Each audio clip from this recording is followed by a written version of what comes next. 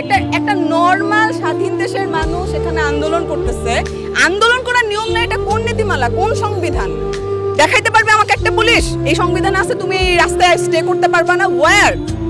এটা কি আর শুধু কোটার মধ্যে আছে? ডিউতে ঢুকে আমার ভাইদেরকে মারতেছে, কি কেন মারতেছে? তার অধিকার কি?